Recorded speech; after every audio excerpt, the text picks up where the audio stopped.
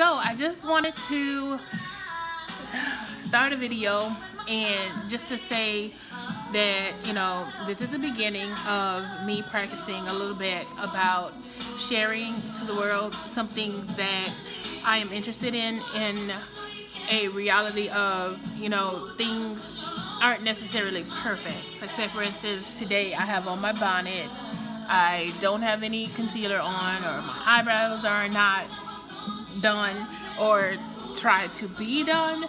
I've been conditioning, I washed my hair, I had in some braids and they were itchy, and it just wasn't right for me. So I know that I want to try something new. But what I am doing here is just sitting here in between my wash out of my deep conditioner and listening to some music and just mellow, because as you can see, the kids are not here. It's very quiet. Taylor is upstairs playing, and I just thought it was a perfect opportunity to talk about the blog that I'm starting. And I've always wanted to start my own blog. I've always wanted to do it, but I've always been shy. I always feel like I'm not skilled in that area, so I don't think that is what I necessarily want to do. And as far as the content and criteria and all that stuff that I want to talk about, I know for sure that I just want to talk about the imperfections that we go through, how sometimes we tend to not do things because we don't feel like we're necessarily skilled in it, or because it's not perfect enough, or because we don't have enough or know enough to be able to get it done.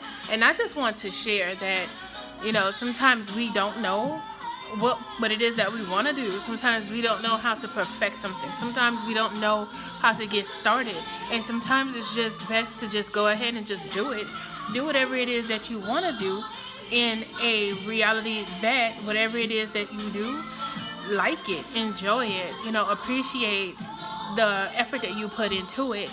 And it's not to say that it's never going to come out right. What I'm saying is that sometimes it's just best to start somewhere in order to know, where you're going to go, and also to find that perfectness, or to find that, that likeliness of yourself, or whatever it is that you do in whatever project it is. Like, say, if it's knitting, crocheting, crochet braids, or, anything. I've learned, for instance, as an idea that whatever it is that you want to try it. And if you don't like it, you don't like it. And if you do like it, flourish in it. You keep going with it. Watch it grow. Let it build. Let it become what you want it to become when you want it to become. Whatever it is that you want to do with it. I feel that, sometimes we're always in a rush. We're always in a hurry. We want things to go fast. Sometimes we don't want to go slow. Sometimes we do want to take it slow. And sometimes, we just want to see some type of, like a profit of something that you do. And this is just the start of me trying to find whatever it is that I want to do. And I know one thing, that I definitely want to do the blogging, and this is a start. This is my first video. I'm super excited, super nervous, because I don't know, I'm just nervous about it, because this is, something that's new. It's a new adventure, and hopefully I'm able to share with you guys a lot of things that might be helpful to you, in a sense that errors, trial, keep at it, keep going, things like that. I don't want to say that it's completely bloopers. Sometimes it is, because I'm not good at a lot of things, but I still try. And that's what this blog is mostly about. It's about trying. It's about keep going. It's about trying to figure out yourself and who you want to be. And eventually you'll find that. Eventually it'll come to you. I learned over the years that there are a lot of things that I did not know how to do, especially parenting. Parenting was one of those things that was difficult for me, in a sense that, well, the way that I grew up, it's not to say that I grew up in a bad lifestyle or anything like that. It just was a little bit difficult for me to understand what it's like as a parent in the age of, things happening. Not necessarily that you can control it, but being somebody's mother, being somebody's parent is it's very hard. It's not something that you can't learn. It's just something that was very difficult for me because of my lifestyle, because of my demeanor, because of my, the way of living. My whole being is basically free spirited. Now, I'm not super free spirited, but I am free spirited in the sense that I don't like schedules. Schedules is not something that is for me. I am on a schedule. I do scheduling of different things, but keeping to a tight schedule is mostly the difficult thing. And when I stick to a schedule, I need to see results. And with kids, it's not like you can necessarily see results. And sometimes you have to constantly talk. And then having kids with special needs is a little bit difficult. So I have 5 kids, and so it's 3 boys and 2 girls. And my boys mostly have difficulties in. They have ADHD, and then they have anxieties and things like that. And then my youngest, Taylor, one of the twins, actually has autism, and he's on the spectrum of it. And that has been the most difficult for me. And so it's been hard and difficult for me to kind of get myself back together from that. It's not to say that I never learned parenting in a sense that my oldest 3 kids weren't parented. It was my parenting choices and my parenting decisions were a little bit difficult when I had kids with ADHD and anxiety and things like that. They didn't really like stay into schedule. They were very hyper and things like that. And me with my calm sense, I never really was the hyper type of person. I do have a little bit of anxiety, which a lot of people have. It's not a big deal. But with the situations that they would be put in, it would be a whole lot difficult for me to be able to deal with it, in a sense that they were always in tough situations where they would get hurt and injured, and my anxiety levels were, it was like, wow, these kids can get hurt and things like that. And it really drove me into a frenzy because I felt like I wasn't able to protect them as much as I wanted to, or as much as I thought that I should. And giving that, having Taylor, having a kid on the spectrum, on the autism spectrum, was a whole lot more difficult than ADHD, because he didn't meet his milestones. He had trouble speaking. He had trouble with, his feelings and things such as that. And I felt as a mother that I didn't do something wrong. I typically felt that I needed to work with him harder. I needed to be there more. And having 5 kids, it was difficult. And they were twins. So taking time from that one child to be able to spend more time with the other child was something that just threw me into a nutshell. In a sense that my time was very limited. My time was something that was hard for me to put together. And what I want to share on the blog is that sometimes we don't always have it together. We learn through a process, and I don't know anyone who has. But I want to come out and I want to share because I feel that it's necessary for some people to know, although some might not admit. But it seems like we all think that we just always have it together, that we always can just figure it out. And sometimes we can't. Sometimes it just takes time to figure it out. And I know I'm just gonna grab my chapstick real quick because my lips are chapped. So hold on a second.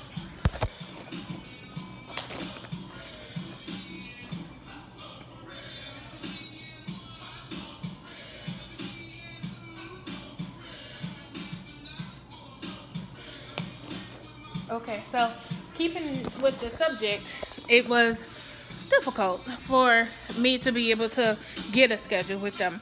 So I just want to, do a briefing. It's been about 10 minutes or so, and it's just a briefing of what it is that I plan to talk about on my blogs, how I plan to do some videos, and, try to work with my nervousness in it. I'm a talker. I can talk, talk. And I don't know if it's going to be necessarily, I guess, funny or anything like that. But I just want to come out and blog and say, some of the things that I've gone through, some of the things that I am facing, some of the things that I will go through trying to be a speech language pathologist, my worries, my scares, and all that stuff, and how, I don't know how that's going to work for me. I want to so bad because, I feel like that is the area that I will thrive in. I feel like that is something that I am passionate about. I feel like helping my son was one of the most sincerest experiences that I've ever gone through. I've had cancer before when I was 18, and that there was a lot difficult, but raising a kid on the autism spectrum puts you through a lot. It puts you through a situation that makes you just pretty much, not just the autism spectrum, but having kids with ADHD and anxiety. I visited psychologists with my kids, and I felt like maybe I was a terrible mother for taking them to the therapist and things like that, especially being but I don't want to talk about that because this is not racial or anything like that, but it's just a stigma that is placed on people, of color, that necessarily to say that, those are things that we just don't talk about. Our older generation, or just like those are things that we just don't deal with. We deal with them at home and such. And it was so frustrating for me because it made me second guess my entire life, my entire being. It made me rethink and question everything about myself from the time that I can remember. And only because they ask you a lot of questions. They make you go back and they make you think, about your kid's father, yourself, your mother, your sister, your brother, your cousin, your religion, and all kinds of stuff. And it was just like, really? Like, I just want to get help for my kid. I don't really want to think about myself, And with that, it came a lot of more anxiety, in the sense that, my anxieties were real. It was like,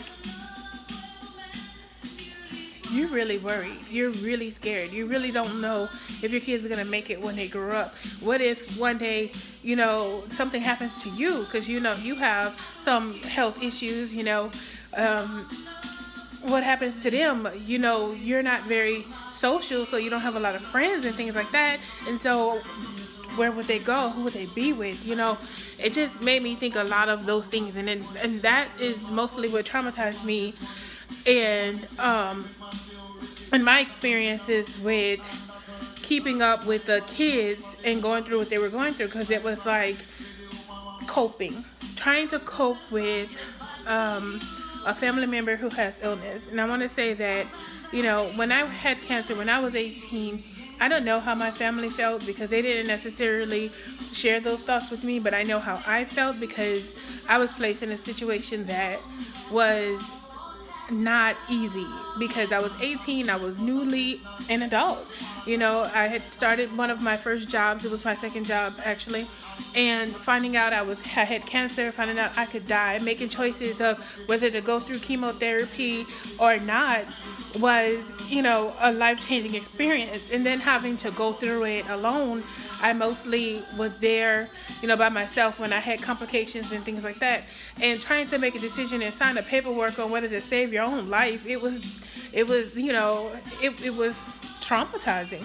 So living with those experiences and then having kids with, with special needs, it was very, very traumatic. And I just want to start these videos just to say that, sometimes we don't always have it together. It's to say that, we go through things, but we don't really know that we're not over a situation until we're placed in a situation where we have to deal with them. And the last 8 years of my life, I've had to deal with it. I've had to deal with it while I was raising my kids. And I want to just come out and say that I'm here, that I did it, and it can be done. I don't know how other people are like and how they deal with it, but I just want to say that it was difficult for me. It was difficult where I've had nights that I have not slept because my child with ASD, he would stay up all night in the fridge throwing eggs on the floor, like literally eggs, and throw it all over. I would wake up to a mess of eggs in the kitchen, slip on them and fall and bust my butt, with a bad knee. It was difficult. Like, I would actually worry at night, feel like I couldn't sleep because I'm afraid that my kid is gonna walk around at night because he wasn't sleeping. He wouldn't sleep. He had like very high energy. Like, he literally would go to sleep for like 4 hours and wake up and run around the house. And I was so tired from getting all of my other kids together, getting everybody else together, myself, trying to take care of me, trying to go through the moving processes, new schools, and, trying to figure out work and things like that, taking care of the family, being a single mother. It was difficult. It was trying. I was so tired. I had bags under my eyes. As you can see, I still have those bags under my eyes. They're like craters now. But hey, concealer works. I'm not gonna lie. Concealer is awesome. They cover. But anyway, I just wanted to share a little bit about what I want to talk about. And it seems like I may be rambling, but this is my first video. I've never done this before, and I don't know if I'm going to post it, but if I do, I'm definitely going to be able to look back and say that, hey, look, you did it. And so that's what this is about with my bonnet on. Actually, this is my daughter's bonnet. My bonnet is actually a bigger one, and I didn't want to wet it because I sleep in it at night because it feels so much better than having a hair scarf on. And I have 2 bonnets on it, and I have a back cap underneath, and I broke out a little bit from putting too much concealer on, so I've been trying to hopefully stay away from the little makeup sessions. I'm still trying, still working on that. It's been traumatizing with that too, but I just wanted to start somewhere. This is where I'm starting. I have on my little Nintendo shirt. Of course, I was excited when I found this in the store. It's actually an official Nintendo shirt, so I'm excited about that. And then and I have started some other things. I don't know exactly where I want to go with them, but I do want to just say that I'm starting out there, starting fresh, starting new, starting to do whatever it is that I feel that I want to do, and not being held down by just my parenting role.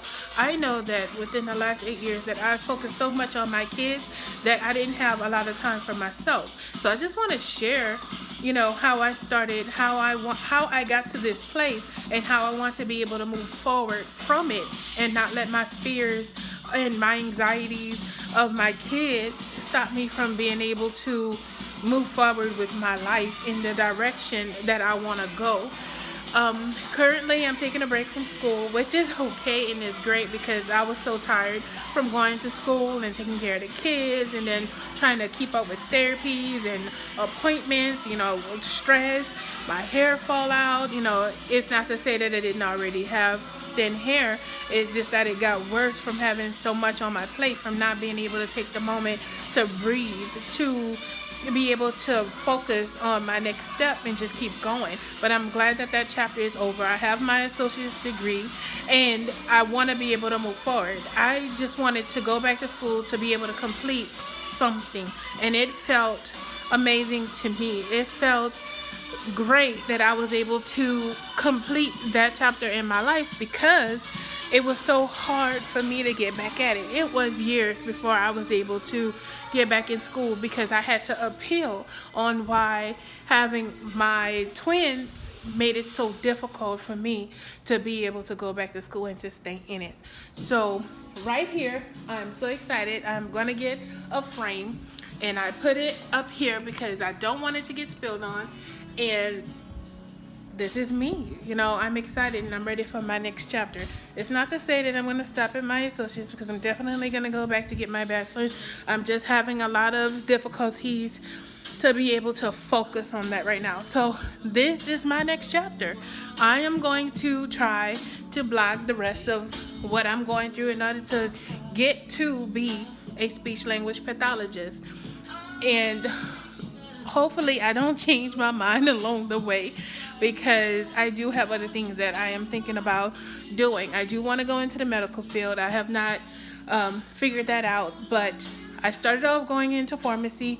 Pharmacy was difficult because of my kids, and I know that continuing pharmacy might be a little bit more difficult than I expect. So, being that speech language pathology is something that I am passionate about. However, I don't want to, lose the thought or the idea that I can definitely one day, if I focus hard enough, become a pharmacist or more, or anything like that. But I'm not sure. So right now I'm taking that break to make sure that this is the direction that I want to go. And I do want to thank you guys if you are listening to this video or looking at it. I just want to say thank you for watching it. Thank you for giving me the opportunity to share my story with you, or the beginning of my story, some parts of how I got to where I am. Hopefully soon I'll be able to share another video with some actual topic of choice. I do want to talk about what I'm going through right now with the hair loss and the haircut, but I also want to bring some information about the intermittent fasting diet that I've been going through for years, and how it worked or didn't work for me. And I'd hope to be able to share my experiences with some of the things that I go through in an imperfect way. And that's why, pleasant imperfectionist, as in I'm a pleasant person. I look at things in a pleasant perspective. However, sometimes we can seem to, look at some of the negatives and stop us from being able to do it. So what I want to say is that you can work on whatever it is that you want to do. Do whatever it is you want to do, even if it's imperfect.